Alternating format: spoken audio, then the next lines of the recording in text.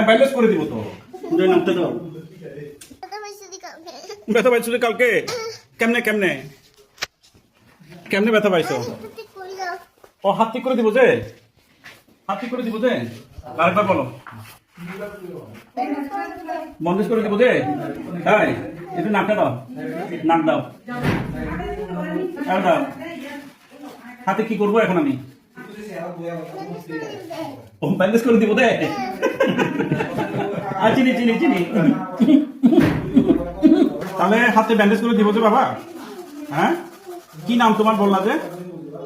রিদওয়ান। রিদওয়ান কেমনে হয়েছে বলো তো বাবা?